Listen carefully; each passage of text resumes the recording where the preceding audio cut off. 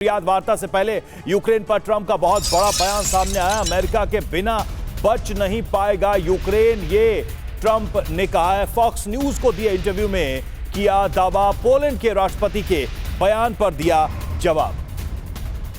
तो देखिए, इस तरह से ये ट्रंप ने ठीक उसके पहले यानी कि रियाद में बैठक से पहले ये बयान दिया है।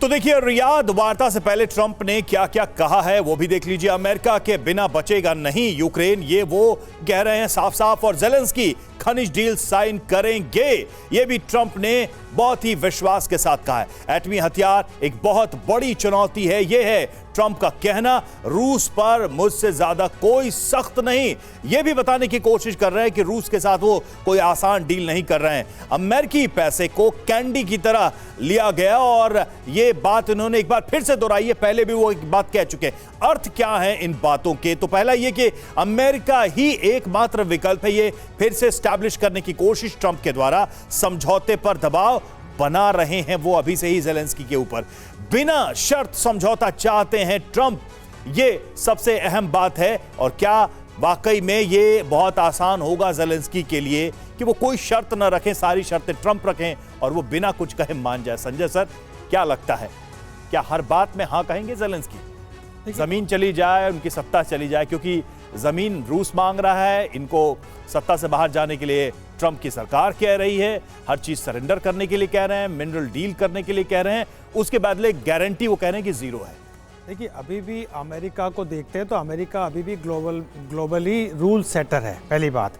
दूसरी बात, अमेरिका ने साफ साफ इंडिकेट कर दिया ज़ेलेंस्की को कि बी रियलिस्ट, जब तक आप रियलिस्ट नहीं होंगे तब तक डील नहीं बढ़ पाएगी। तीसरी बात कि ट्रंप का पोस्चर है ट्रांजैक्शनल, कि एकदम गिव एंड टेक की बात करता है कि जब तक उनको फायदा नहीं है तब तक ये डील नहीं बढ़ पाएगी।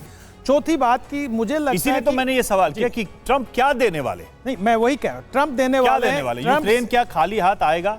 ज़ेलेंस्की खाली हाथ आएंगे, सत्ता से जाएंगे, जमीनें देकर सब कुछ साइन करके आएंगे? गिव एंड टेक में कुछ ऐसा भी तो होता है जो आप ऑफर करते हैं, सिर्फ ये ऑफर हो रहा है कि हाँ युद्ध खत्म हो जाएगा, और क्या वाकई में होगा वो? साफ दो बातें बहुत क्लियर है। पहली बात कि जिस तरीके की वॉर टॉर्न इकोनॉमी हो चुकी है यूक्रेन की, $500 बिलियन वहाँ पे चाहिए, तो निश्चित रूप से जो डील की जाएगी, जो उर्वरक डील की जाएगी खनिज से संबंधित, मुझे लगता है कुछ न कुछ उसके रिकंस्ट्रक्शन रीबिल्डिंग में उसका उपयोग किया जाएगा, क्योंकि अमेरिका इन्वेस्टमेंट भी देखेगा, पहली बात। दूसरी बात कि मुझे लगता है रशिया के साथ में जो स्टेटस को है उसको मेंटेन करने की बात आई है, और उसको ज़ेलेंस्की को कहा जाएगा कि आप स्टेटस को एक्सेप्ट कीजिए और पीस डील की तरफ बढ़िए।